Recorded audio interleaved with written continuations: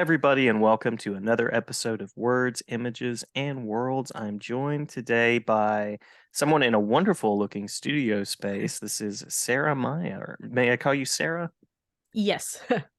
Welcome, welcome. And I love the studio space that you have arranged here. See Oh, some action thanks. figures up there. Yeah, Yeah, my little assortment of Donatello action figures there and a few books. nice. Love it. Those that are listening to the audio version will be able to find this on YouTube, and we'll probably share it out on social media. You and I have we've connected for a little while because you did a written interview on my blog about a year ago, I think, something like That's that. right. Yeah. I think it was last summer. And yeah, so great to meet you in person. We sort of met on social media and connected that way, but wonderful to put a live moving person with a face and name. Yeah, definitely. So you've probably heard a couple of episodes of the podcast. I always like to ask with general directions about some of those things that connected you with reading and writing early on. And so then we can talk about the path to comics from there. Sure. Well, I guess when I was a really young kid, I was always very much into fictional characters. And I just for as long as I can remember, I think that really sort of started with seeing The Little Mermaid. But my mom also should be credited for igniting an interest in books and reading because in the summers she would always take us in my throughout my whole childhood.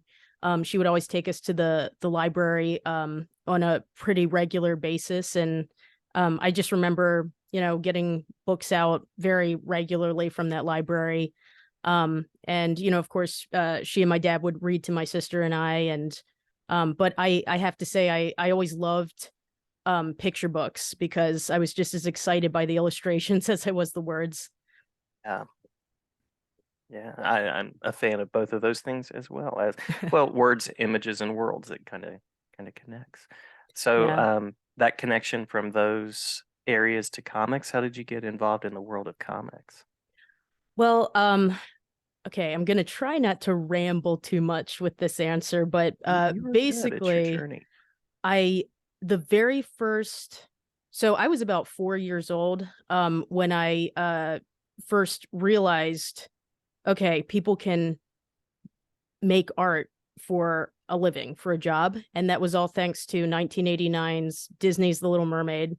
My mom took me to go and see it, and um it that literally changed my life. I don't really remember a whole lot before it. Um and I remember my mom, she because she's such a well-read person who always, kept up with news and would read articles, she somehow knew a lot of the behind the scenes things about the production of that. And of course, being a child of the 50s, she grew up loving Walt Disney and um, you know, just Disney animation being a part of her whole life too. So um she told me when I was really just a little kid, like on the way back from seeing that movie, I was asking her so many questions, and she said, a lot of people drew that movie, and they drew thousands and thousands of drawings over and over again, and that's what made it move. And that just had such an impact on me. And I remember her telling me about that, and that was, I think, what first forged that connection of, okay, something, a person, maybe like me one day, Mhm. does with a pencil and paper become something like that, like what I just saw. And so I just started drawing incessantly, and I would draw mermaids throughout my whole like elementary school years, like for years. It was several years long obsession, but I also drew, just all the time in general, not just mermaids, but and that made me initially I thought I was, going to be an animator. And I would tell people in like even fourth or fifth grade, I'm going to be a Disney animator. And to be honest though, I was kind of naive about it. Of course, at the time, I don't think I realized, I couldn't have foreseen, first of all, that things would be so computer centric by the time Mm. I became an adult. But and I am computer illiterate despite using some digital equipment to draw now. But the other thing was, I when I got into college and studied sequential art, I picked that because that major, I realized I could have control over my own story that I both wrote and created all the images for. And I think that, um, well, I'd like to think I can work fairly well as a team player. I try to. Um, I think just at my core, I'm a bit of I like to sort of have a little bit more control over what I'm doing. So that was what made me then realize, okay, it's all right to change your aspirations. It's okay because it's still in the same path. You know, it's still ultimately creating stories and expressing things through art and words. But I felt that comics suited my personality a little bit better. I don't think I have the patience for animation Mhm. as well. um, so while I still love animation and that had such a huge influence on me, I think that comics was just a much better fit for me in terms of my temperament and how I like to have that individual control over what I'm doing. Yeah, yeah, and you definitely. I mean, both of those are really minute and fine-tuned ways of making art, but animation does seem so repetitive. I mean, imagine drawing the same thing that many times. Yeah, I can get that. It's incredible. I have so much admiration for people who do it. I think I did take some rigging and computer animation courses in my grad school, um, which was from in like 2013 or 2014 through 2016 Mhm. initially. And that was when I was like, okay, I'm giving animation kind of a second look, but that was when I realized for sure, okay, computers and I and Maya, the program, don't mix. So I have so much respect for people who can do that and do that creatively, but and work with that technology. But that was when I realized, okay, sequential art is the way to go for me. Being a child of the 80s and 90s, I also appreciate the sequential art, traditional animation. Um, I appreciate that a lot too. Oh yeah. Yeah. Um, so from there, I remember the first couple of works that I have encountered have been Maker Comics, which is a cool. I always try to follow what First Second does and what they publish because they do really interesting things. So I've seen your Maker Comics, and then I know you've got Ninja Turtles back there that you've done some cover art for. So please tell us about the journey from, those childhood dreams and aspirations to some of the works that are out now before we talk about that other book over your shoulder Sure. there. Well, to be honest, it was a very long and uncertain journey. Speaking candidly, I actually don't think when I graduated in 2008 with a degree in sequential art, I don't personally think I was as prepared as I could have been. And I think some of that was due to my being a little bit naive about how easy or difficult rather it would be to pitch books and get a job. I think I was still in a mindset that I developed as a teen that I'll go to my anime conventions and I'll continue Mhm. doing that and charging only $10 for a marker drawing of a Prismacolor marker inked drawing of Sailor Moon, and then I'll make a book. And I think that I didn't recognize that there was a whole business side to it that I needed to learn a lot more about. So after 2008, I applied for several sequential field related jobs, didn't wasn't able to really break in, still continued to go to conventions and did Artist Alley.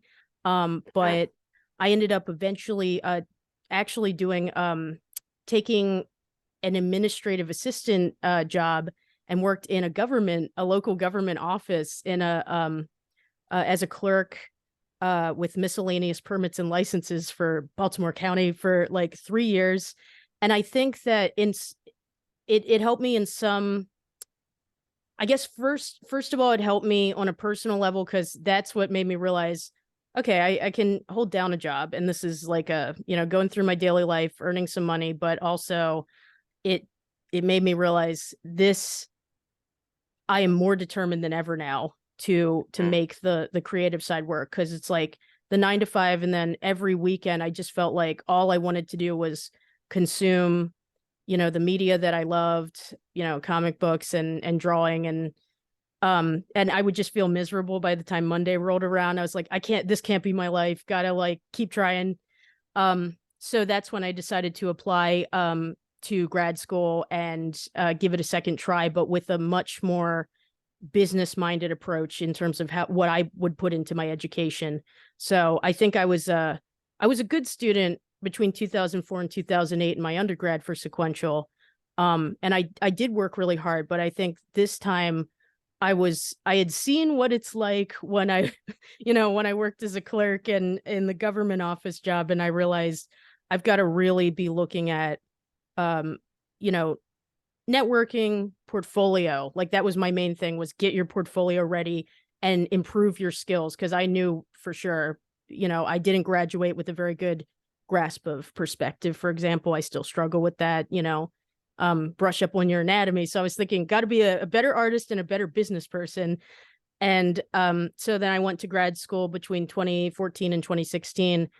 And that time around, I think a lot more things clicked for me because, again, I had just seen the non-art possibilities in my life, So I had sort of I guess it was like an awakening, like a second awakening, like, okay, now I've got a little bit more of the realities of life under my belt. And so in 2016, I got a freelance job doing some storyboards for a local live action film. And, having built that up and all these portfolio things from grad school, I was able to get freelance work with Viz Media doing an illustration or two for the Hello Kitty and Friends coloring book. And then from there, I met my editor for Maker Comics, create a costume. And that was when I was teaching at SCAD in foundation studies. So it all kind of happened like in 2016 to 2017. And it happened pretty fast. And to be honest, I happened to be in the right place at the right time for that book, but it also was due to the fact that I'd never stopped cosplaying, and they happened to be looking for somebody who can draw comics and also knows about and loves cosplay. And you might think that those two things are very closely linked, but they sometimes are surprisingly not, There are many, many comic artists at conventions who love cosplay and do it themselves, but there are just as many, if not more, I would say, people who cosplay but don't necessarily draw, or people who draw comics and are either used to cosplay and don't have the time to do it anymore, or they just never were into it. So I just happened to be like in that overlap that they were looking for. And that's kind of how I got my foot in the door, so to speak, I guess, with First Second. And right after I finished that book, I was able to, that's when Robin, my editor, and I discussed the possibility of turning what had been a graduate thesis into the graphic memoir. So yeah. I gotta ask before we talk about Monstrous, your Sure. go-to cosplay character or characters? Definitely. Okay, so Ash Ketchum from Pokemon was the first cosplay costume that I made and wore to an anime convention. And I've cosplayed Ash off and on between 2000 and a little bit sooner than that, even like in middle school, and then um up through literally like earlier this year. So um he's always like, he keeps coming back, and then but Shinji Ikari for sure is probably my go-to, because I've cosplayed him off and on through the years since like 2001, and he's a really important character to me personally. So I have some friends that I'll see at conventions who I don't think realize my name is Sarah, though they know me as Shinji. So and same with even friends from college, Nice. I went to my first comics convention last summer, had never been to one, and just really enjoy getting to see the cosplay that was part of that, and Yeah. had my photo taken with a couple of people and things like Oh, that. So it's it's a so cool much world. fun. Yeah. Yeah. Do you have a cosplay that you think you'd like to try someday? There was a guy in like a really full Batman costume. 1989 was a big year because Little Mermaid came out that year, but that was also the Batman Michael Right. Keaton movie. Right. Yeah, and I remember going to see both of them. So maybe something along those lines, Cool. possibly. But I have a really good friend that has a pretty solid Thor approach that he does. So Nice. yeah, yeah. That'd be Um, awesome. yeah, he can really pull it off. Um, so Monstrous was your graduate thesis. It was I guess you could say it was extended for like my graduate thesis was a real jumping off point to it. Like the graduate thesis for 2016 was the first time I'd really, I guess, seriously given a lot of thought to the ways in which comics can express those issues like internalized racism and identity, and the way that we perceive ourselves versus the way that the world perceives us. Uh, And um, yeah, so I think um my editor was aware that I had written that thesis, and I had also done, dabbled in a few like kind of journal style comics. And I think that those things all kind of culminated, and she asked me if I'd like to pitch a graphic memoir. So it was definitely extended from the I think 20 or so pages that the graduate thesis was. But yeah. a big fan of the graphic memoir in general, but I also was fortunate enough to already look through a copy of Monstrous.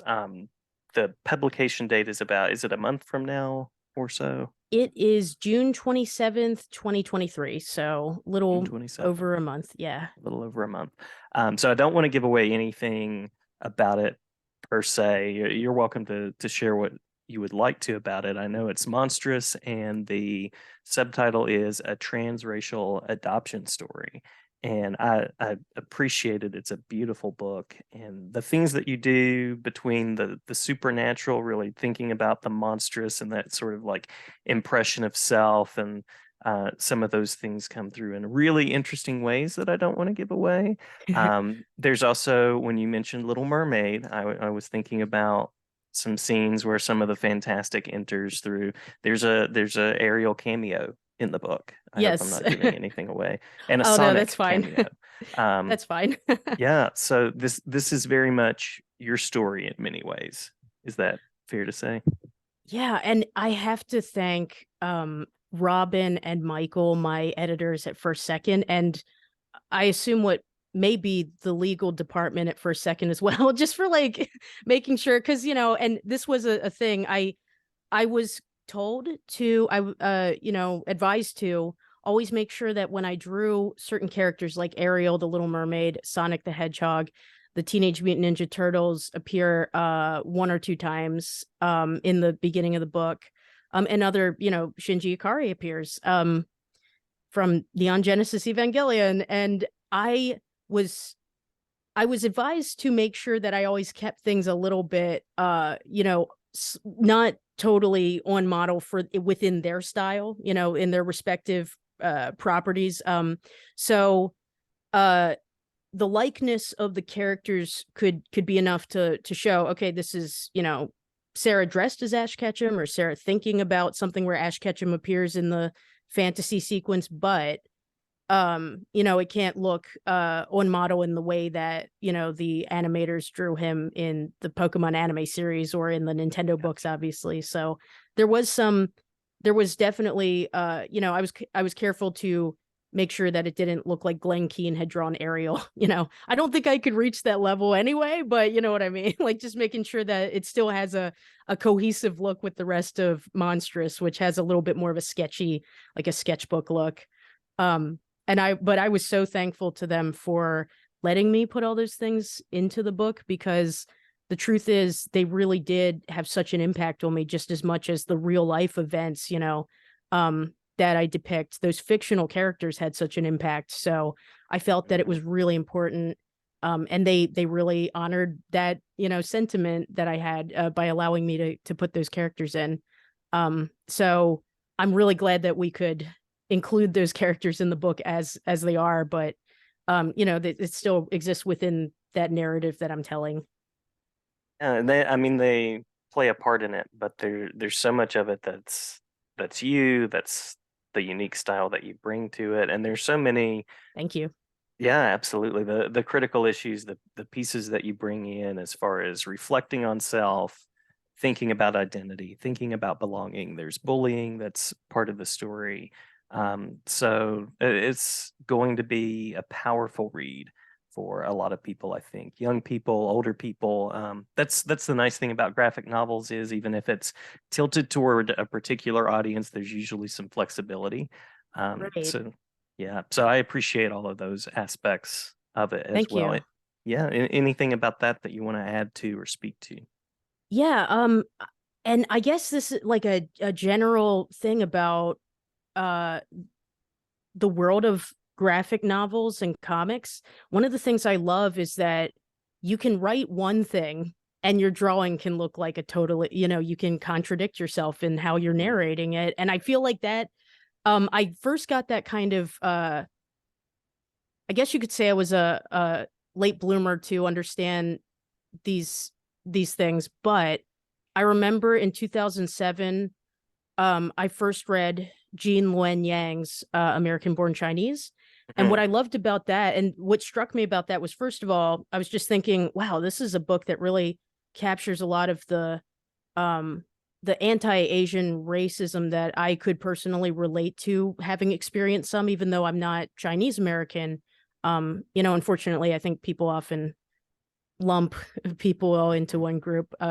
But I remembered really being struck by how he was able to balance that satirical, tongue-in-cheek tone of the sitcom, sequences with the intentionally sort of racist looking caricature, Chinky the character, um, with the kind of lighthearted sitcom-y feel where you would see like clap clap clap and like laughter, studio laughter, and it sets a real tone, but also just that jarring contradiction between this very uncomfortable to look at racial caricature and then the sort of lighthearted kind of sassy in a way tone of the sitcom.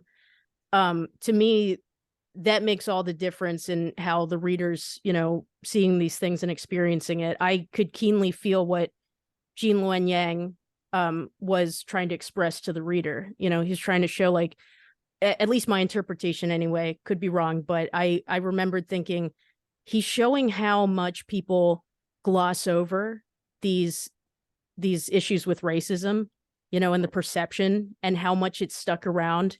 And I got the sense that in a way he was referencing maybe how movies as recently as, even the 1980s in the US had like some really ugly racism in it about East Asian characters. So that contradiction of tone between the words and the visuals really influenced me. And I liked using that in several points in Monstrous to kind of show that there are things that I even still to this day probably feel ambivalent about. So when I was writing and drawing it, I actually did have some moments where I'd be drawing it one way and I would think, I don't even know how I feel about this. I actually have to Mhm. kind of be fighting with myself while I'm drawing it, thinking, do I want to show it this dark? Am I really being honest with myself in this moment when I like write this caption box? Like, I don't think it was okay. I don't know, so I love the freedom and I guess ambiguity, like the possibility for ambiguity and reader participation because they can make up their mind what they're thinking. Mhm. They can, I mean, uh, in a way, and I don't use this lightly, but I'm being a little bit, I guess, a little bit tongue in cheek when I say this. In a way, it allows them to psychoanalyze Sarah while they're reading the book if they want to. They can Mhm. think, oh, on page 180 or whatever Sarah's saying as an adult, looking back, I think it was really the right thing to do. But they can look and they can see, I don't know though, like the way that this character's drawn, they don't look like they're so certain, or the shadows on this page make me feel like it was still an ominous thing, you know? Yeah. Yeah, that's powerful design, but it's also brave of you to share and to Thanks. process that way. Yeah, absolutely. I mean, you could have stayed in the world of fiction, but I feel like that's part of the graphic novel memoir. And I hope it's been rewarding for you, and I know that it'll be rewarding for audiences. I was at Target the Thank other you. day, absolutely, and I saw American Born Chinese at Target, and I thought, how powerful and wonderful that Gene Lin Yang brought attention to that story, which is now Yeah. getting more attention across media, and great to see Monstrous um, as a as another work to look at, to enjoy, and to share. Thank you. Yeah, yeah, absolutely. Um, we're almost at the end of this episode, and if there's anything that you want to record to add on, you're welcome to do that. Sure. Uh, by all means, I don't want to cut you off, but before we conclude this part of the talk, anything that you'd like to share about web spaces where people can visit your work, upcoming events, anything like that? We have Monstrous coming in June. You said it was June 27th? That's right. Yes. Okay. Um, yeah, so online you can find me on Instagram and Twitter at S Meyer, Myer comics, all one word. And then my main website where I share some news and updates and have a few more static like portfolio pieces is just Sarah SarahMyer.net. And for now, that's about all in terms of my web spaces. Sounds Oh, good. and Sounds of good. course, check out Macmillan's website for the book as well. Yeah, we will provide some of those links in the description of the podcast as well. And I'm just going to say one more time, Monstrous is a really wonderful book. You can get a sense of some of the person and the creation as you're reading through, and even the cover back there is so striking. So I'll be writing reviews about it in different places, and very much appreciate the work that you've done there, and hope to have many more books from you to come. Thank you, Jason. I appreciate that. Absolutely. Anything you want to say before I end the recording? I guess that I really hope that the Monstrous appeals to people even if they are not transracial adoptees, because I wanted to keep the themes universal as well. I don't know if I might run out of time saying this, but um when I wrote it, I was trying to approach it as thinking about the ways in which being a transracial adoptee helped me define a lot of questions and issues that everybody deals with, like, what's my kind of place in my family, how do I fit in with my, the society around me, the setting that I grew up in, and of course other issues like gender identity, sexuality, and also in this case racial identity. I think a lot of people, unfortunately, they go through life and we're sort of battered by a lot of different forces that are like pressing in on us, trying to like get us to declare a label, or like other people want to label us, Mm, um and so I think everybody deals with that, and I hope that anybody, no matter what your background is or your particular experiences are, will find something to relate to in the book. I'd like to think of it as, I guess, just I had some difficulties because of being adopted, but I also, and the ways in which I didn't really fit in, but I also do think that juxtaposition of me not really looking, I already felt like different. So I think that gave me an kind of an opportunity from an earlier age to really be aware of those questions within myself. mhm. It raised those questions for me because it is sort of jarring to, the way that I feel on the inside. It would be so confusing to have people ask me like, are you Chinese? Or, think that I'm not, even a citizen in some cases. And I think like everybody, no matter what. They go through some degree of that in their life. You know, people thinking, you want to lift weights, but you're my friend like the bookworm. I don't know. Can you really do that? You know, Right. everybody, we all have things about us that we think, I'd like to try this, and I feel that I want to do something, but people always have these perceptions of us, you know. So I know that seems like kind of a jump, but I really do think that that's the same inner conflict and feeling that we all get, you know. Oh, I don't think that's a jump at all. I think that's the human nature of literacy, the human nature of reading, and it speaks to the power of storytelling and just the fact that we need books like yours and we need stories like this. So, Thanks. absolutely. Thank you again. Thank you.